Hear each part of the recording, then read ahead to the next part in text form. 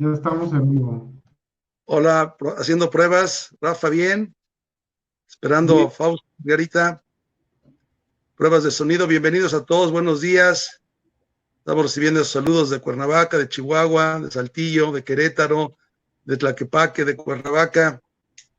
Agradecidos por su presencia. Un sábado más. Ya entra Margarita.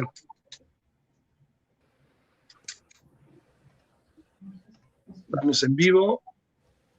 Adelante, Margarita, estamos.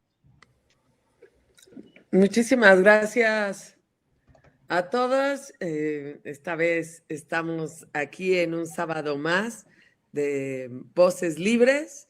Me da mucho gusto estar con todos ustedes. Vamos pues a iniciar esta plática que agradezco mucho que me lo han pedido a mí y me da mucha pena porque me ven todos los sábados y ahora me van a tener que escuchar. Estoy muy contenta de presentar pues una de las materias más importantes que incluso de mi vida y que además pues esté aquí con mi maestro Jaime Larenal. Muchas gracias. No, pues es un gusto para nosotros, Margarita. Ya era obligatorio que participaras de una manera ya más académica en este programa de voces libres. Un gusto presentarte a una presentación que no tengo que hacerla, es ampliamente conocida por parte de todos y más de los miembros de México Libre, pero no está de más subrayar algunas características de Margarita Zavala. Ella es abogada de la Escuela Libre de Derecho, abogada y política por convicción y por vocación también, y por herencia, porque de sus padres aprendió el derecho y aprendió también el amor y el compromiso con la política. Ha sido diputada federal, fundadora y presidenta de México Libre actualmente. También Margarita es profesora maestra toda la vida del Instituto Asunción de México, donde imparte a las chicas y chicos de esa institución las nociones de derecho positivo mexicanos de hace muchos años. Una defensora convencida, acérrima de los derechos de las mujeres, de las causas de las mujeres, ¿no? Enorgullece mucho a las mexicanas que Margarita enarbole esta bandera. Es autora de cuando menos 2 libros, Mi Historia y En la Hora de México, editorialista de algunos periódicos, El Universal, candidata a la presidencia de la República. En fin, pues una mujer destacada, sin duda. Margarita ya pertenece a la historia de las mujeres de México del siglo XX y del siglo XXI. Sin más, le voy a dar la palabra en esta charla que trata de vincular el tema de la política con la ética y con el derecho. Hoy que la ética esta semana estuvo muy de moda, ¿verdad? Vamos a ver las diferencias de la ética y la ética, ¿no? De Sí. éticas. Un tema muy importante porque es necesario no perder de vista esta relación de la política con la ética y con el derecho. Margarita, sin más, te doy la palabra y estamos aquí listos para las preguntas y comentarios de los participantes. Pues muchísimas gracias. Muchas gracias a todos y cada uno de ustedes. Voy a empezar. Bueno, primero decirles que mi vida ha estado marcada por muchas cosas, afortunadamente, pero quiero referirme a dos temas fundamentales que se hila con el tercero, y es el derecho y la política. Sin duda, esos temas han marcado mi vida. Hablo mucho desde la experiencia que he tenido y que me ha dado el privilegio en nuestro país, nuestro México, de a veces ser un testigo en primera línea, a veces ser parte pues protagónica de muchos de los cambios y afortunadamente muy de cerca viví la transición democrática y con la que yo crecí en la política y que crecí en términos también pues hasta intelectuales y desde luego personales. Pues para mí son muchas cosas que marcan mi vida, pero particularmente el derecho, la política y por supuesto la relación de estos con la ética y la centralidad de la persona humana. Así fui formada y quizá precisamente por los criterios éticos en los que fui formada, pues me interesó la política, el derecho, y por eso también amé a México. En mi casa, amar y servir a México es como respirar. Y esta vez quiero compartirles pues algunas nociones o alguna visión que tengo del derecho, sobre todo relacionado con la política y en la ética.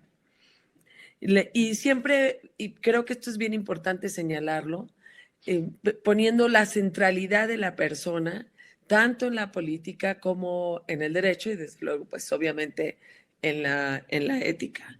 Y si ustedes se fijan, la primera plática que dimos en México Libre fue precisamente de persona, no fue de economía, no fue cómo ganar las elecciones, no fue ni siquiera de desarrollo social, fue sobre la persona, sobre el derecho, sobre la política, pero poniendo en el centro a la persona. La dio Rafael Estrada Michel y fue la primera conferencia un poco para dar exactamente la idea de que tenemos como fundamento la persona humana. Y en esa primera plática nos recordaban pues lo que defendimos y defendemos con México Libre, que es un Estado democrático y constitucional de derecho.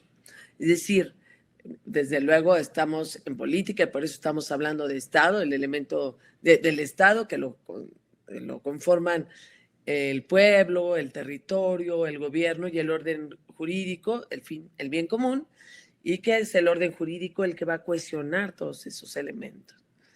Y pues, es un Estado democrático que parte, obviamente, por eso es democrático, de valores como la libertad, la responsabilidad, la pluralidad y desde luego el respeto a los derechos humanos.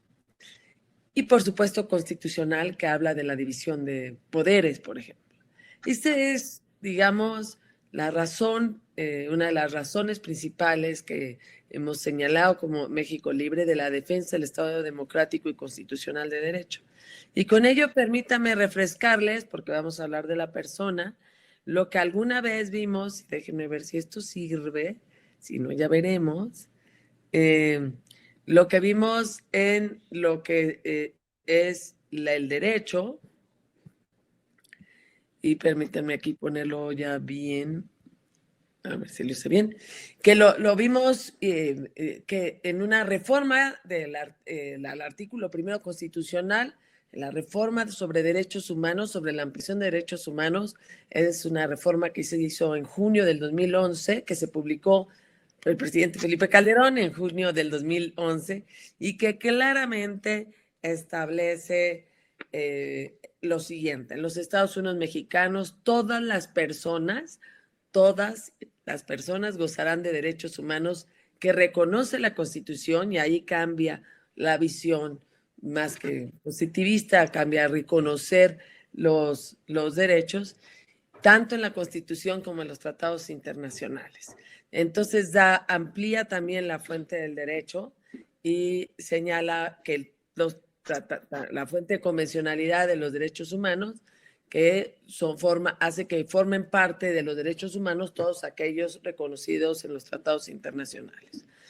Y por supuesto hay dos principios muy importantes. No voy a hablar de derechos humanos, sino más bien de este artículo que se refiere a dos principios fundamentales. Por un lado, el principio pro persona, es decir, que todos sin excepción, todos los jueces, todos los políticos, todas las autoridades quedan obligados a promover, respetar y proteger, garantizar los derechos humanos, pero además a la más amplia protección de la persona en relación a los derechos y las menores limitaciones posibles. Y el segundo principio, que es el de la dignidad humana, obviamente hay dos puntos: el de la libertad y el de la no discriminación. Estos son los puntos que, déjenme regresar ahora sí me imagino que sí, otra vez a la pantalla. Y en estos dos principios son fundamentales: el principio pro persona, pero también el principio de la dignidad de la persona humana, es decir, de la no discriminación. Y con eso ponemos en el centro a la persona. Me refiero ahora al derecho. Como ven, el derecho es mucho más allá que un instrumento por el que no nos vamos a dar ni de golpazos, ni de codazos, y no es nada más para permitir una convivencia y más o menos, sino es mucho más allá que eso, el derecho no puede expulsar a la ética ni dejar de poner en el centro a la persona humana. Perdemos mucho cuando quitamos la ética, cuando quitamos la centralidad de la persona, cuando le quitamos el eje al derecho en la persona humana. Perdemos mucho porque además cuando llegan los gobiernos populistas, pues es eso lo primero que atacan. Es decir, hace poco que oímos a Jaime Larenal, pues el populismo como no le interesan las ideas, pues no cree ni en el derecho ni en la política. Hay mucho que decir sobre derechos humanos. Aquella plática nos las dio también Rafael Estrada por el tema de derechos humanos, pero lo que sí le quiero decir es que, como decía Ortega y Gasset, la cortesía del filósofo es la claridad, la cortesía del jurista tendría que ser el debido proceso, los derechos humanos, y desde luego el del político, la cortesía del político debería ser el bien común. Y en eso entramos a esta otra materia o este tema humano que es la política, pero que la expreso yo aquí porque la hemos expresado en cada una de las conferencias. Todo lo que hemos hecho es política y política incluso en el sentido estricto cuando formamos México Libre. Entonces la política tiene que ver con el bien común, fin del derecho también. Y cuando hablamos de bien, estamos hablando también de ética. Y el bien común son todas aquellas condiciones generales que nos permiten a cada uno desarrollarnos plenamente como personas. Entonces, otra vez la centralidad de la persona, que es muy importante, y que el bien común no son la suma de bienes individuales. Esto es muy importante porque éticamente pues también hay que distinguirse de aquellos que creen que con el bien individual, si los vamos sumando, con eso ya tenemos el bien común. Y no es así. Un bien común, por ejemplo, es una escuela. Un bien común es que todos tuviéramos una red suficiente para poder acceder a las clases, acceder a la educación en estos momentos de pandemia. Bien común es la infraestructura tecnológica que tanto se ha retrasado en los últimos años. Incluyo estos 2 años, por supuesto, pero también por los pasados.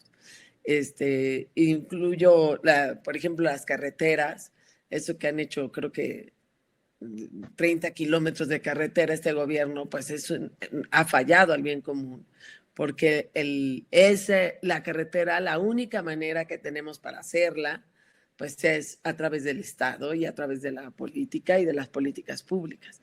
Y eso es bien común, y por eso hay 2 principios muy claros, el de la solidaridad y el de la subsidiariedad. Y la solidaridad es el vínculo que todos tenemos con nuestra sociedad. Es el vínculo mutuo incluso. Y, por ejemplo, porque somos solidarios, hicimos México Libre, porque pensamos en el bien común, porque estoy convencida de que ese era un bien, y es un bien para México, incluso en las condiciones en que estamos sin registro, y que cada vez que nosotros participamos y nos organizamos, estamos haciendo y creando bien común. Y el otro es el principio de subsidiariedad, que es también necesario para crear este tipo de condiciones generales. Y, por ejemplo, pues la reforma energética es parte del bien común, genera energía renovable, la transición energética es fundamental, explotación y promoción de la energía renovable no solo es un tema de los particulares, el Estado tiene que intervenir. Y bueno, así es como se van decidiendo las políticas públicas. Pero ahí cuando estamos hablando del bien, pues estamos también hablando de que en la política no podemos expulsar a la ética. Y quien la expulsa es el populismo, aunque nos llene de cursiladas valorativas y demás, pero en realidad la ética tiene que ser parte de la política, pero además la ética va mucho más allá que las mamás regañen a los criminales. La ética tiene que ver con algo mucho más profundo, y la ética en un funcionario público no es que no robe, no es nada más faltada, es un sentido elemental. La ética tiene mucho más profundidad, una profundidad mucho mayor, y que parte también de la importancia de cómo está formada la conciencia de cada político o de cada política. Y creo que ahí también es muy importante que nosotros nos fijemos, primero también qué hacemos para formar nuestra conciencia, por un lado, y quiero pues hablar de eso un poco en esta plática, y al mismo tiempo, pues, qué es lo que hacemos para formar la conciencia de los otros. Esto que hacemos todos los sábados también van acompañadas, y si ustedes ven muchos de nuestros conferencistas, pues hablan también de principios éticos, aunque no tratándose de una clase de ética, pues cuando hablamos de la pobreza, de combate a la pobreza, cuando hablamos de incluso las elecciones de Estados Unidos y particularmente a la migración, pues se habló de principios éticos. Ahora, la comunidad influye.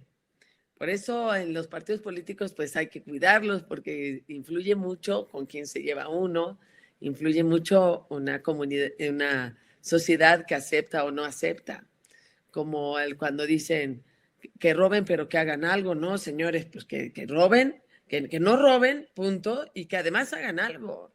No le pidamos tampoco al político, ¿no? a los funcionarios públicos, tenemos que pedirles primero lo elemental, que no roben, que es un tema elemental de valor, de honestidad, pero también que hagan algo y que lo hagan éticamente, es decir, con conocimiento, previendo a donde sea posible todos los efectos para que sus decisiones sean las adecuadas. Entonces va mucho más allá, pero lo que tiene que ver con la cultura, pues sí, no con la cultura, con los dichos, pues influye mucho. Y fíjense, voy a hacerles un ejercicio que un día vi. Y por favor, es muy pequeño, pero contéstenme, aunque no los vea, pero contéstenme. Si yo les digo, más vale malo por conocido, ustedes contestan que bueno por conocer. Ese es un dicho constantemente en donde se han perpetuado en el poder muchísimos, porque vale más malo por conocido. Otros, si yo les digo el que no tranza, ustedes contestan, no avanza. Por generaciones escuchamos ese dicho en que fuimos permitiendo de algún modo que así se nos instalara en el pensamiento, y algunos pues lo convirtieron en acción y hasta mandamiento. Y si yo les digo una mentira repetida 1000 veces se convierte en verdad. Es increíble que hayamos llegado a eso.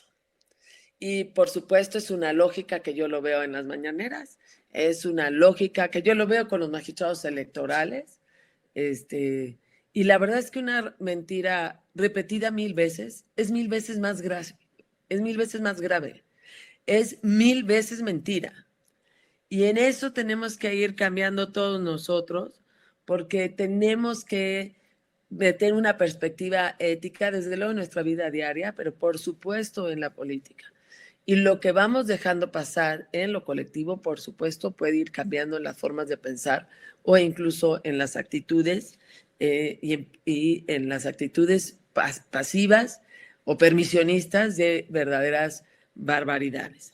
Yo quiero tocar aquí 3 puntos que para mí son muy importantes. Creo que uno de ellos es que se ha roto el vínculo entre la verdad, el bien y la libertad, Y eso, bueno, ese es uno. El segundo punto es que nos falta una formación para sensibilizarnos más, que nos permita distinguir los dilemas éticos o los problemas éticos.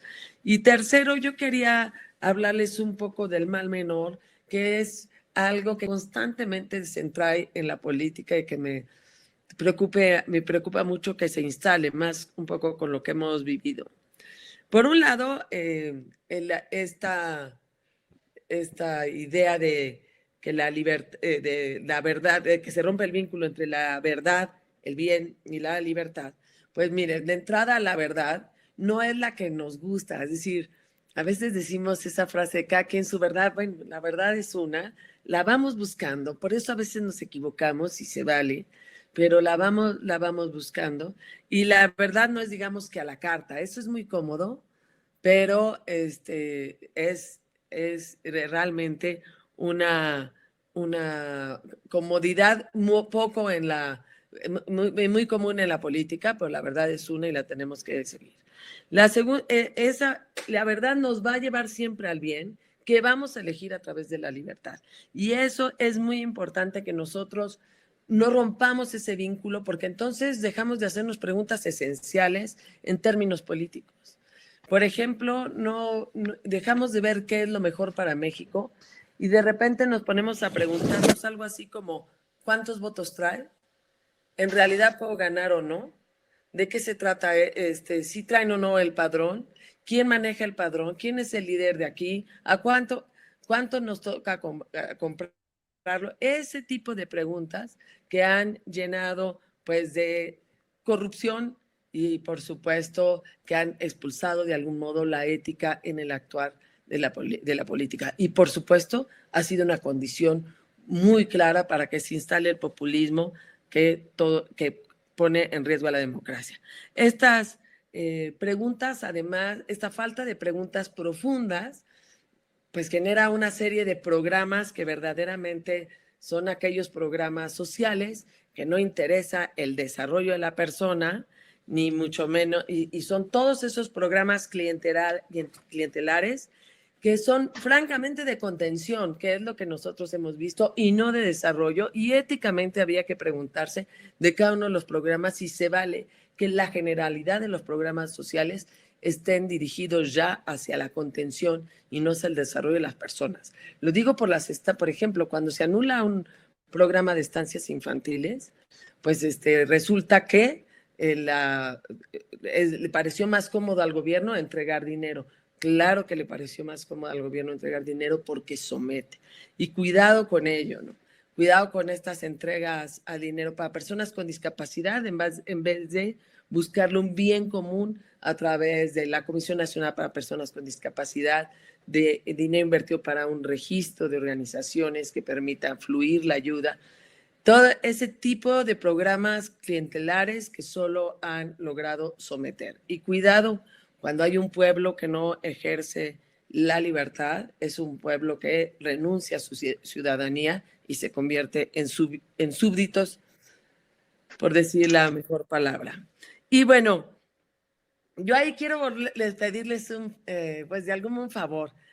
Para tener una perspectiva ética es importante volver a esas preguntas universales, que a veces pues este torbellino de redes sociales y el que estamos viviendo en general, pues no nos permite, y que tenemos que volver a esas preguntas.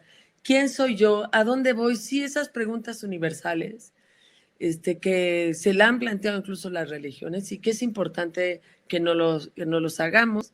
No necesitamos ser grandes filósofos, lo siento por los filósofos que están aquí, pero hay que preguntárselos en términos humanos. ¿Quién soy yo? ¿A dónde voy? ¿Qué debo hacer? Que es una pregunta muy en términos jurídicos, es decir, la parte justa. Y por supuesto, dos más que he visto que algunos filósofos han pedido que aumentemos, ¿no? Es ¿cómo debo vivir y quién debo llegar a ser? Esas son preguntas mucho más profundas que si no las hacemos y las vamos contestando, seguramente podremos ejercer la política como se debe. Ahora, eso me permite decirles, si nosotros que fuimos creados o por lo menos con la capacidad de elegir el bien y encontrar el bien, pues de algún modo lo vamos a lograr si nos vamos planteando correctamente las cosas entre bien y mal, y nos vamos planteando correctamente los problemas. Y entonces voy al segundo punto, que es el ejercicio constante para lograr la sensibilización y formación ética que nos permita distinguir los problemas éticos. Y yo creo que en la medida en que vamos haciendo reflexiones más profundas, si un programa de política pública tiene o no que ver con el bien de la persona, con el bien de un pueblo, o nada más está generando contención y no desarrollo, y sobre eso decidir, en la medida en que lo vayamos ejercitando, en esa medida nos vamos capacitando. Si no, los errores pueden ser graves, incluso los no intencionales. pues son muy graves, y más dependiendo del lugar en el que están. No es lo mismo la responsabilidad que podemos tener muchos de los de aquí que el que está de presidente de la República o de secretario de Estado, etcétera. Es decir, tenemos que aprender a sensibilizarnos de los problemas éticos. Y la falta de ejercicio de la visión ética hace que lleguemos a considerar como único manera, o como, digamos, un único camino para decidir sobre un problema ético, el criterio de proporcionalidad o de utilitarismo, ¿no? Si las ventajas son mayores, punto. Si yo protejo a más número de personas, con eso tengo. Y eso llega a errores muy, muy fuertes que sí quiero, que pueden ser realmente, pues, contrarios a nuestra contrario a lo que nosotros queremos, al bien y por supuesto a la ética. Y yo con ello lo que quiero es de pedirles que profundicemos mucho más en todos los actos y en la perspectiva ética que tenemos que tener. Ahora, el tercer punto es, les dije que quería hablarles algo del principio del mal menor y ya me voy a meter prisa ahí. Y ese es un principio que desgraciadamente se usa constantemente en la política y que se salta todo un proceso que éticamente estamos obligados a hacer. Es decir, la obligación ética siempre será profundizar y buscar el bien. Ya después vendrá sobre los bienes que tenemos la decisión o sobre los males que tenemos la decisión. Pero buscar el bien de entrada sí es una obligación ética. La excepción a esta búsqueda del bien, pues, es el mal menor. Y cuando no estamos, es decir, como un poco me vuelvo al segundo punto, cuando no estamos sensibilizados en la búsqueda del bien, y por supuesto el que no es demócrata o el populista, pues no le interesa esa profundización, pues se acaban cometiendo unos errores. Yo, por ejemplo, cuando oí lo de Nacajuca y Macuspana, cuando dicen el presidente de la República, y lo digo con respeto, de repente dice, estuvimos en la inmediatez y entonces dejé inundar la Nacajuca y las comunidades más pobres, comunidades indígenas más pobres, para salvar Villahermosa o Dos Bocas, me supongo. Entonces, ya de entrada, si pretendía salvarse Dos Bocas, yo sí creo que ahí hay un error ético de decisión desde en la propia de fondo, pues. Y la otra es que previamente lo primero que estaban obligados a buscar el bien. Y el bien era, pues, un poco lo que nos dijo José Luis Luege en la semana pasada. Era haber mantenido bien las cosas, no haber corrido a toda la gente que tenía conocimientos técnicos, porque ahí la falta de conocimientos técnicos es una ignorancia culpable en términos éticos.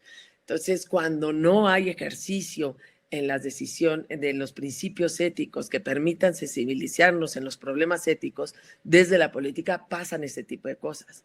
O, por ejemplo, voy a tratar de darles aquí una...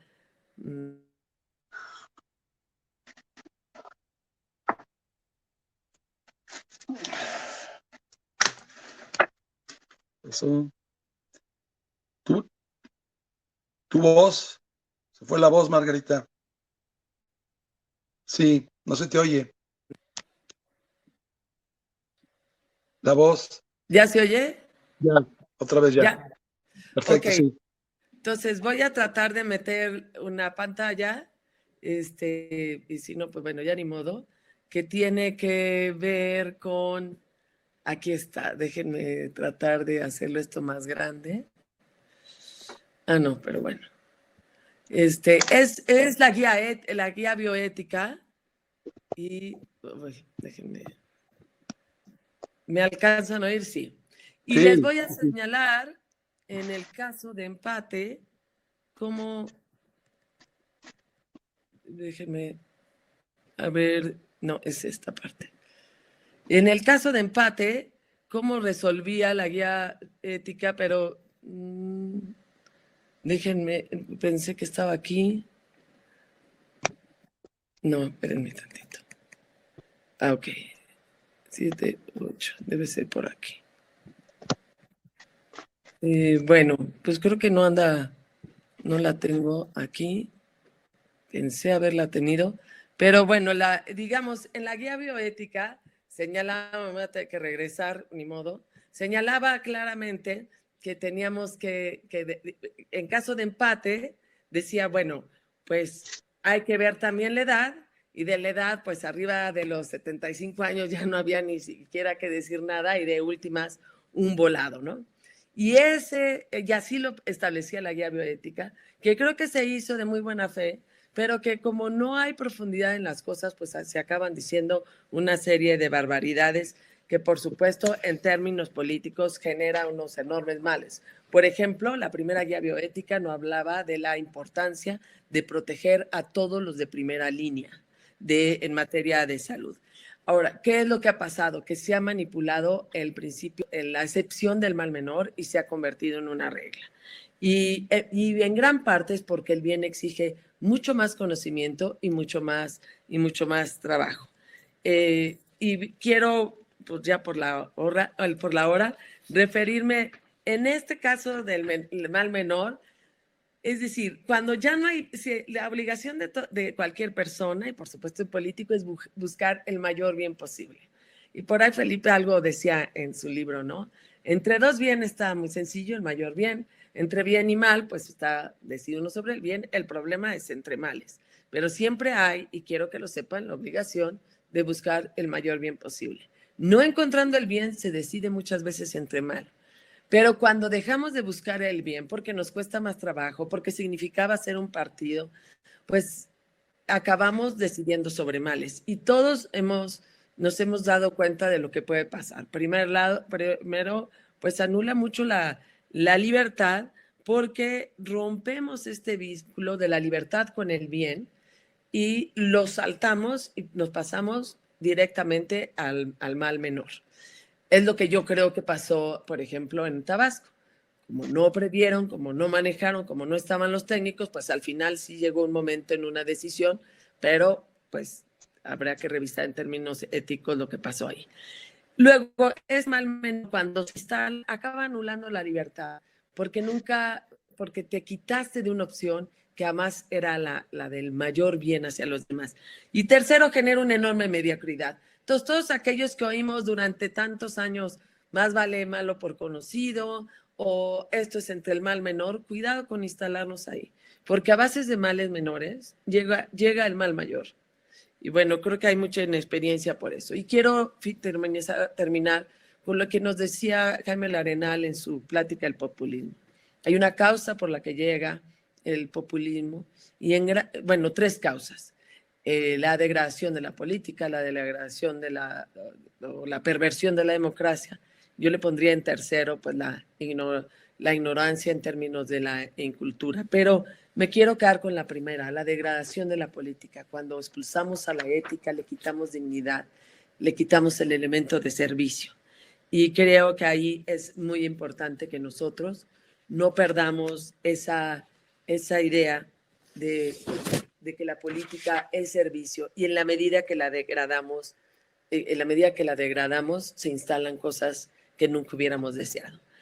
Yo sé que México Libre y todos nosotros hemos hecho un gran esfuerzo por buscar el mejor bien posible, que era México Libre como partido político, y que estamos en un momento del proceso del 21 que no tiene por qué marcar nuestro destino personal como México Libre, pero es un proceso en el que de algún modo tenemos que incidir.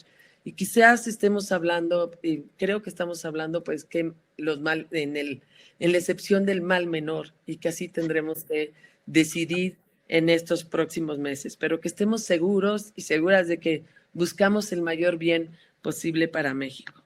Déjenme terminar con un relato que el día de ayer recordé en una plática que di, y es un relato que narra Rob Riemann en su libro Nobleza de Espíritu. Y dice: Leon Ginsburg fue entregado por los fascistas italianos a los nazis, era un maestro. Desde el penal de Roma escribe una carta a su esposa Natalia. que termina con las palabras, sé valiente. Hace Rob Riemann una invocación a la valentía socrática, que tiene que ver con la valentía de buscar la sabiduría, de conocer más, de buscar la verdad, la valentía de saber elegir el bien por el mal y la valentía de ser fiel a la búsqueda de la verdad. Yo estoy convencida de que a México lo vamos a sacar adelante solo los valientes. Y eso es lo que tenemos que hacer. Muchísimas gracias. Muy bien, muchas gracias, Margarita. Pues nos has dejado aquí con muchos comentarios y muchas preguntas al respecto. Quiero subrayar, por ejemplo, dos comentarios, uno de Francisco Chávez: la política sin ética es populismo. Otro de Elizabeth Rojas: la ética no admite demagogia. Y otra que nos lleva un poco a la reflexión: el criterio de la política es el servicio. También nos recuerda a uno de nuestros escuchas. Y yo creo que esta idea del servicio, Margarita, es el imperativo ético más importante que se ha olvidado. Es decir, no sé qué opines tú, pero el perder de vista de que la política es servicio ante todo y servicio para los demás, servicio para el bien común, es lo que distorsiona la política sin ética. Me gustaría escuchar tu comentario. Sí, claro que sí, lo dicen clarísimo, la política sin ética es una condición clara para el populismo, lo veíamos, y parte de la delegación política por la que se instala un populismo tiene que ver cuando le quitamos dignidad a la política. ¿Y cómo se le devolvemos? Devolviéndole esos valores, hacer de la política realmente una actividad humana de servicio. En política, que no sirve para servir, no sirve para nada. Nada más distorsiona, nada más engaña y nada más miente. Y el servicio tiene que ser, es sustancial a la política y obviamente al servicio público. Y por supuesto no podemos, vaya, eso es lo que más tenemos que defender, devolverle la dignidad a la política. Si no, cualquiera llega. Y bueno, pues eso pasa. En este sentido, nos recuerda otro de nuestros escuchas: la ética vincula valores, desde luego. Los valores de la política, sin duda, el primero es el servicio al bien común. ¿Cuáles serían, Margarita, otros, aparte de este gran servicio al bien común, los otros altos valores de la política? Bueno, ahora sí que en el nombre lo llevábamos, la libertad, desde luego la responsabilidad, el respeto, y me parece la pluralidad. Y eso, cuando nosotros empezamos a quitar esos valores, y lo hace claramente el populismo, entonces se van vaciando las palabras de contenidos. Y, por ejemplo, la oposición en una democracia, pues enriquece, es contrapeso, y en cambio cuando le quitas estos valores de respeto, de libertad, de diálogo, de pluralidad, la oposición acaba siendo los perdedores, acaba siendo numérico. Y entonces no hay ningún contrapeso ni enriquece nada. Y eso, pues desde el poder, por eso lo empieza a anular. La tolerancia, por supuesto, el respeto a las ideas, que obliga desde luego al diálogo. Y si ustedes han visto este deterioro que tenemos en la democracia, es que no hay diálogo, es que no hay manera de tener diálogo. Y se pierde más en el torbellino. No sé, yo creo que el día de ayer debieron haber votado en contra de la reforma constitucional hasta que no se sentaran realmente a dialogarla, ¿no? Y es un trabajo que todos tenemos que hacer en sostener los valores democráticos, que son los valores de la política. Sin duda, el fundamental es el servicio, porque es servicio para todos. Y cuando hablamos para todos y para todos, independientemente de lo que piensen, pues estamos hablando de respeto, de pluralidad, de tolerancia, de diálogo, y por supuesto de la responsabilidad que todos tenemos. Hay quien opina, Margarita, y es una cosa que saben los que estudian teoría política, de que la política es el arte de lo posible. En este arte de lo posible, sin duda, en ocasiones se tiene que sacrificar algo. No es posible entender la política como el camino a una totalidad, digamos un totalitarismo, sino también implica un sacrificio en ese arte de lo posible. ese arte de lo posible nos lleva a una vinculación de la política a cosas concretas, a casos específicos, a decisiones inmediatas, específicas, no teóricas o abstractas.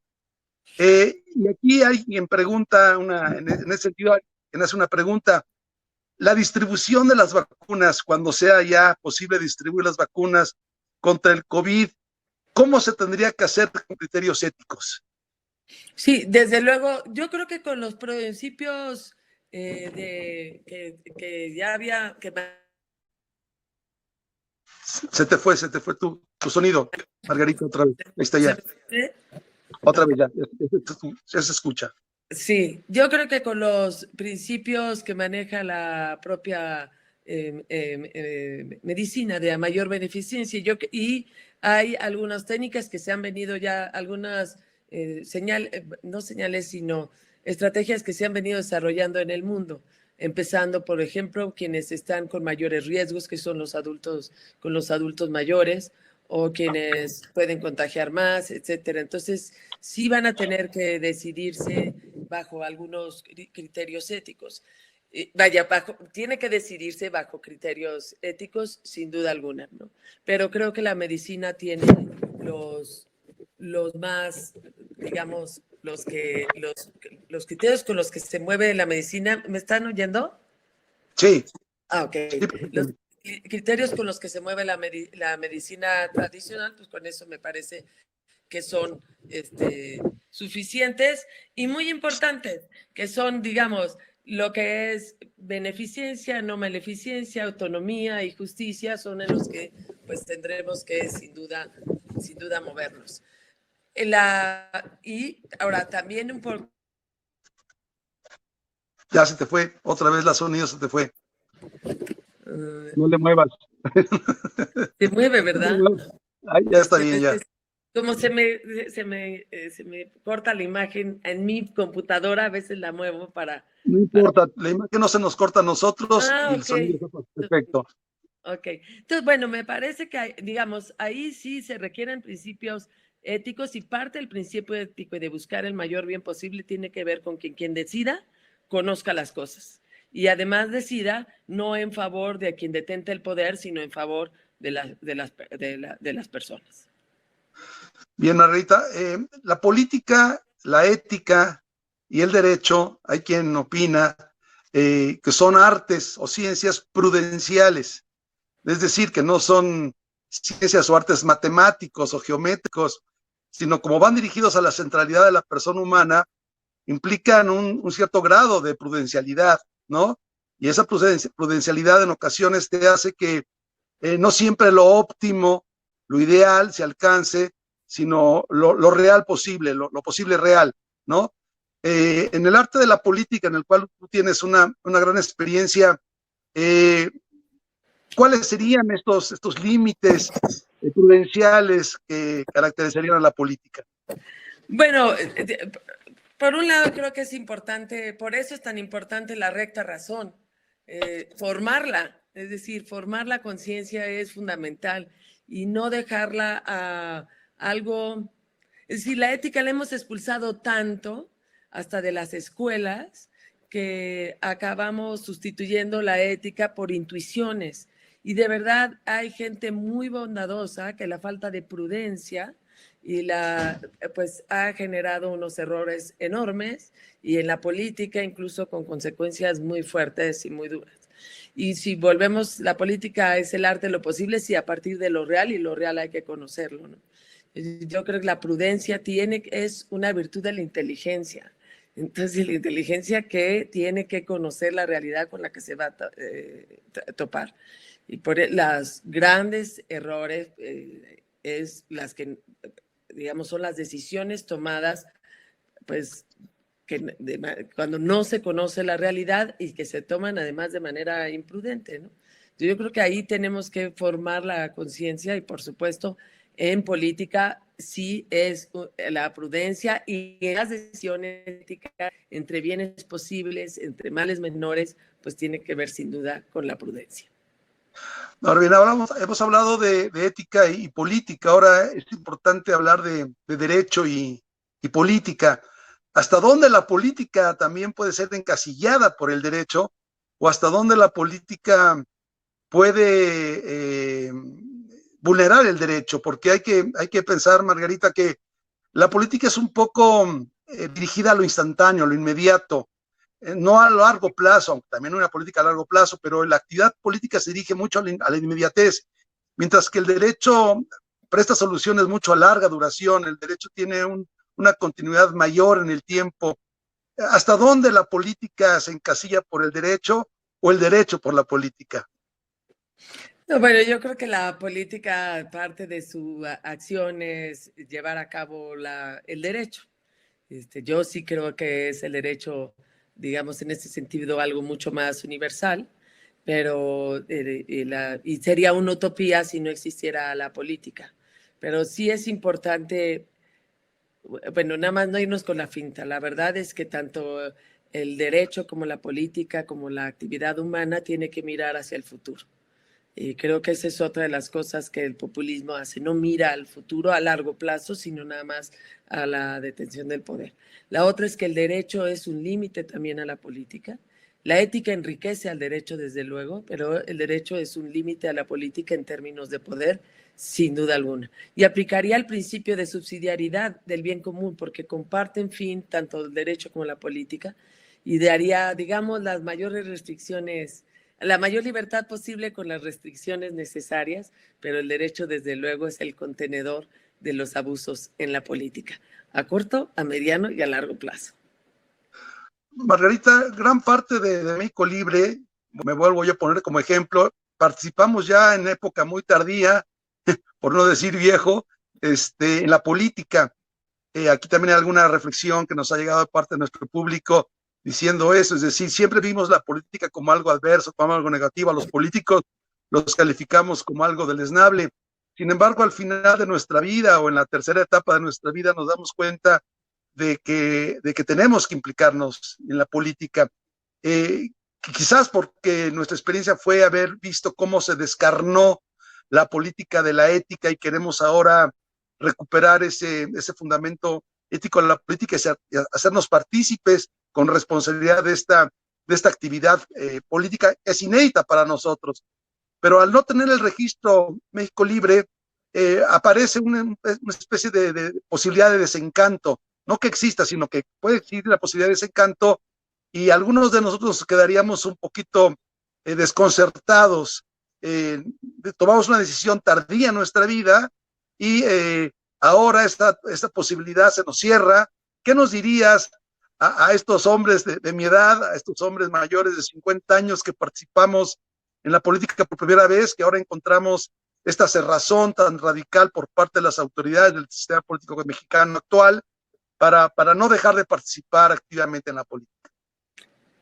No, vaya, mi vida ha sido frente a muchas adversidades, mi vida en la política, así es que no hay que soltar lo esencial lo esencial en nuestra vida humana en términos de participación, que por supuesto no se agota, así como decimos que el deber de participar en la política no se agota en el día de la jornada electoral, pues tampoco se agota en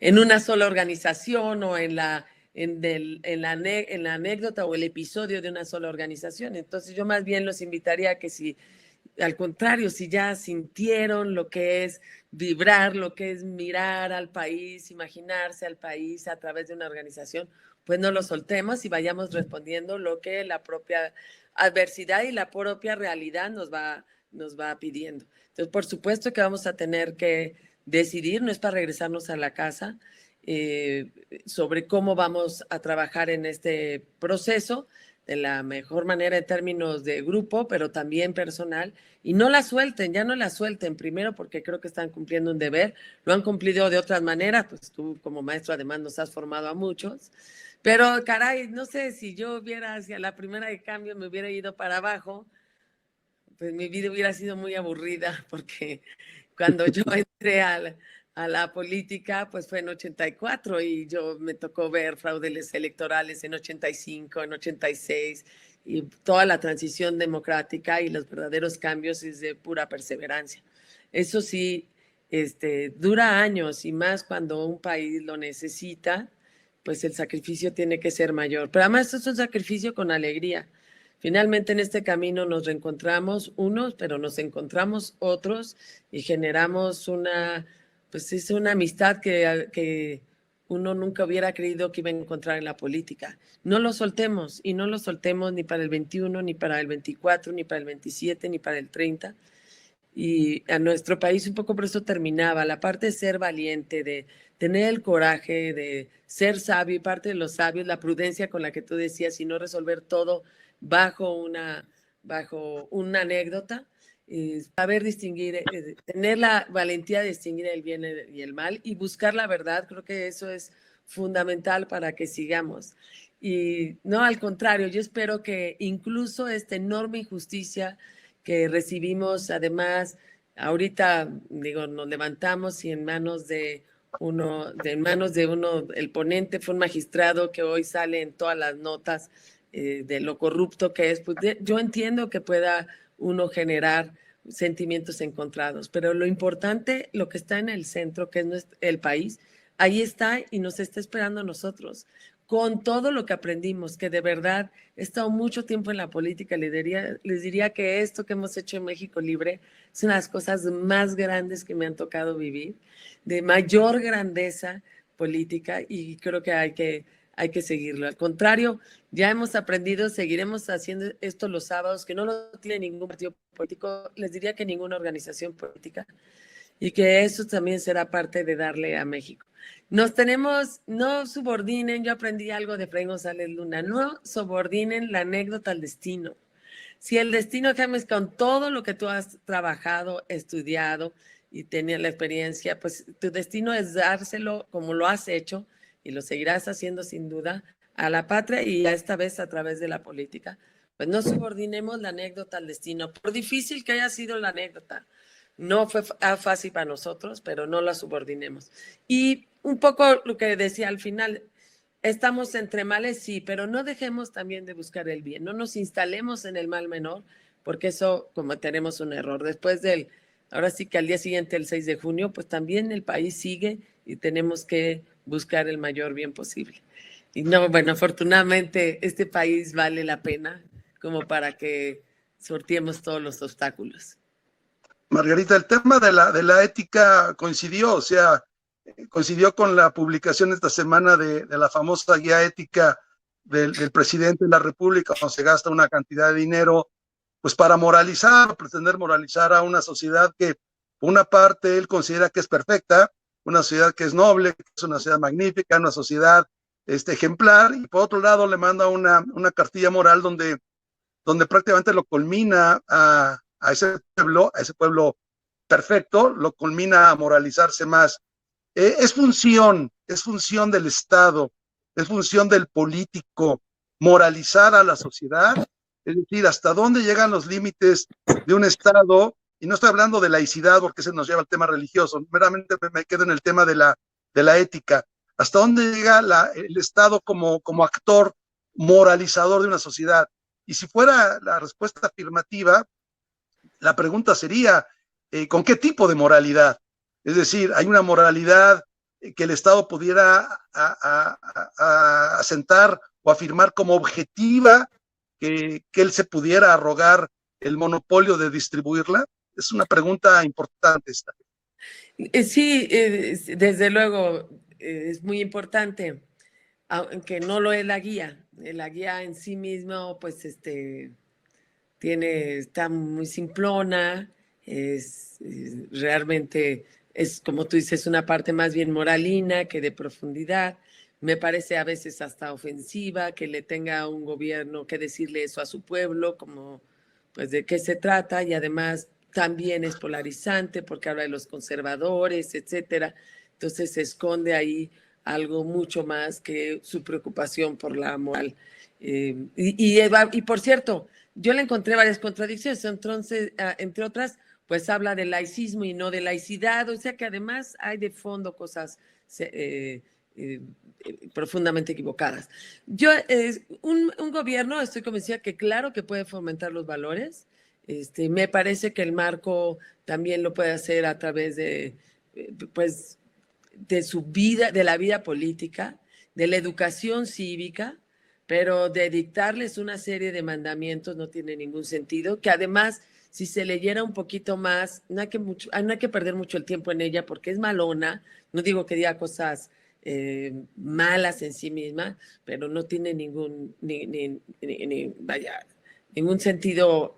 Se tardaron 2 años en hacerla, me apena mucho que hayan perdido el tiempo, creo que no saben mucho de las cosas de ética, confunden laicidad con laicismo, todos los temas de dignidad está lleno de contradicciones, dicen que es inseparable a la persona humana, pero tienes que pedir perdón para que te devuelvan tu dignidad, hay una enorme intromisión a la vida privada, no dice, hablan contra el autoritarismo, pero no dice nada de la división de poderes. Hay una parte, creo que es el numeral 11, que copia el punto 12 de los sentimientos de la nación, pero no dice más. Habla de que los delincuentes otra vez tienen que redimirse, es decir, confunde incluso algo totalmente fuera incluso de la ética, para tratar de manipular los sentimientos de un pueblo y en medio de muchas confusiones y de muchas contradicciones y de una enorme hipocresía.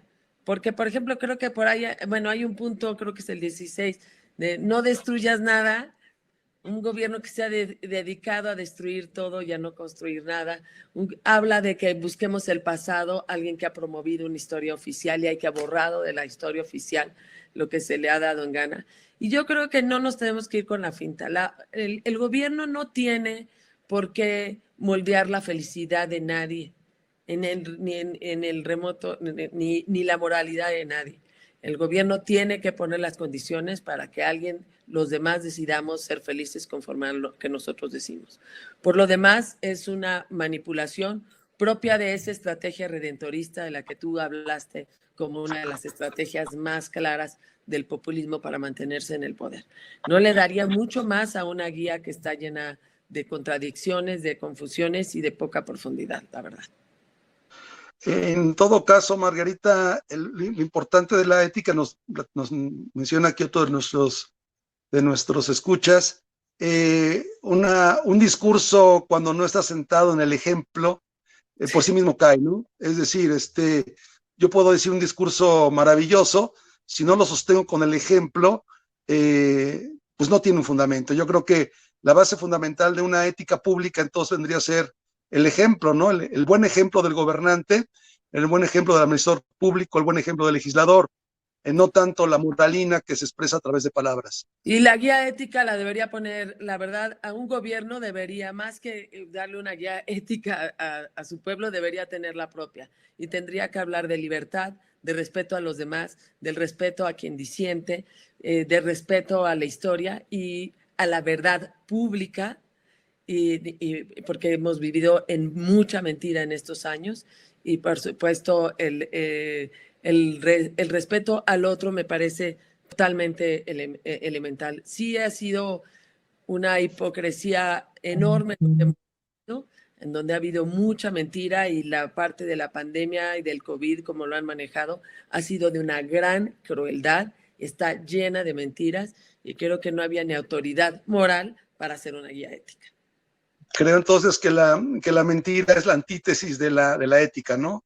La mentira pública se convierte no solamente en la antítesis de la política, sino en un acto pues, prácticamente criminal, Margarita. Prácticamente criminal, literalmente criminal, porque está costando vidas y muertes en este país, ¿no? Y te genera políticas públicas y decisiones personales totalmente equivocadas.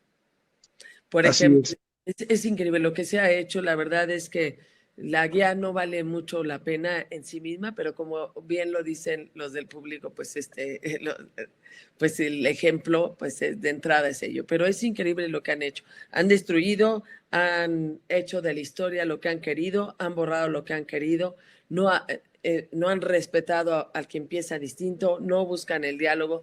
Creo que si hay algún tema en el que nos han fallado es en la ética. por la falla que le han dado, la falta de verdad con la que se han manejado.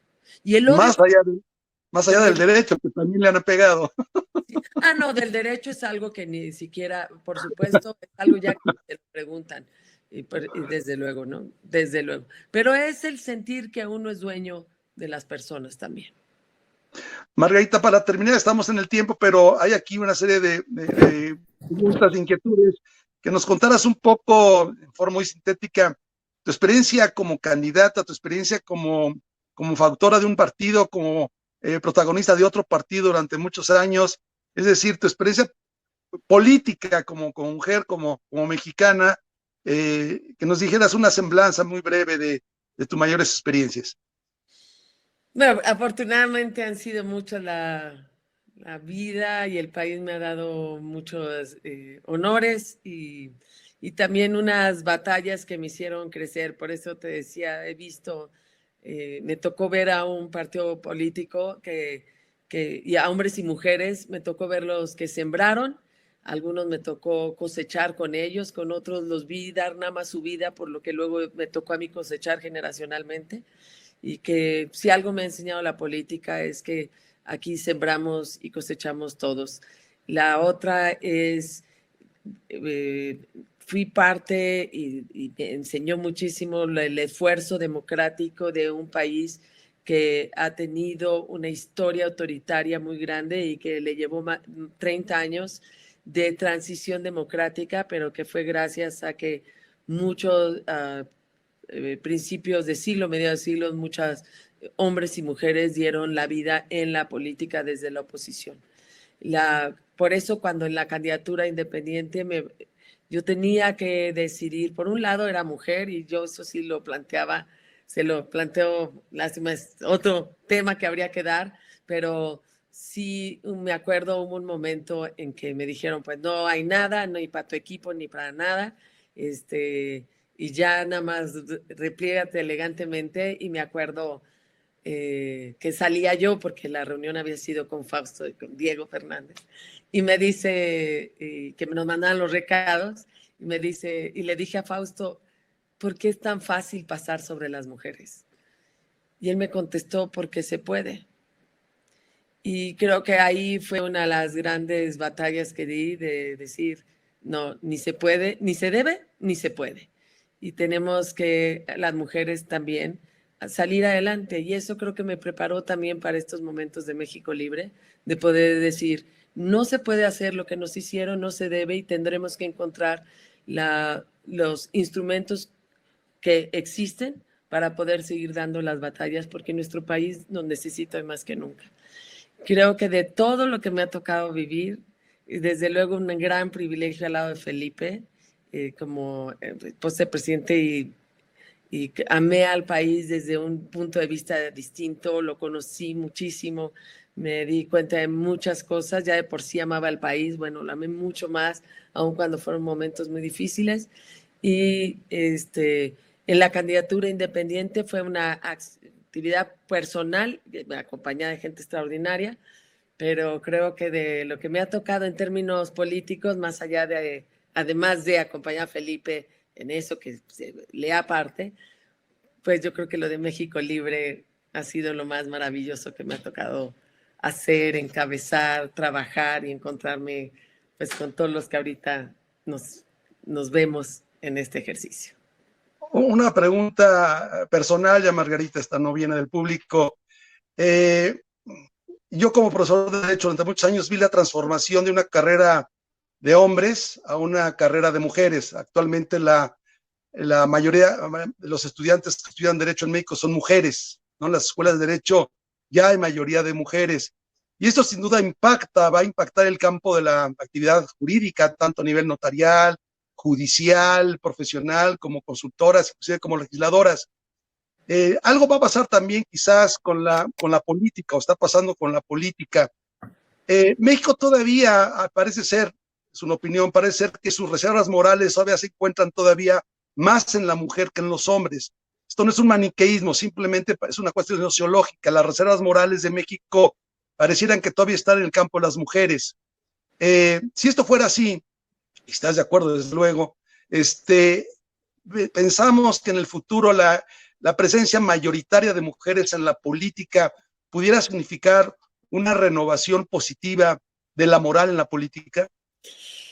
Hijo, es difícil. Yo afortunadamente me he encontrado también con muchos hombres con una reserva moral muy grande. Creo que los he visto en México Libre y también pues, Felipe, como tú comprenderás. Entonces, yo creo que ahí sí es bien importante no dar por hecho que la reserva moral que sí traemos las mujeres seamos las únicas que la traigamos. Yo creo que es bien importante exigirlo también.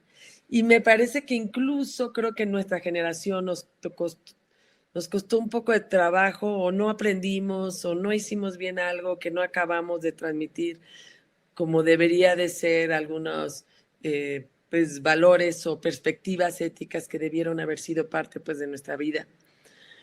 Y ahora, cuando se integran las mujeres a la vida política, pues desde luego la hace más humana. Y de la mano cuando las mujeres se integran a la vida política, de la mano de las mujeres entran los temas de personas con discapacidad, los temas de no discriminación, entra también los temas ecológicos de medio ambiente y los de justicia también. Entonces, yo creo que ha sido un gran complemento eso, y que nos permitirá darnos cuenta que ni la justicia, ni la honestidad, ni la ética tiene por qué ser de mujeres o de hombres, sino de hombres y mujeres, y eso es deber nuestro. Y sí veo, aunque como tú dices, algo muy esperanzador cuando entramos las mujeres a la vida política del país.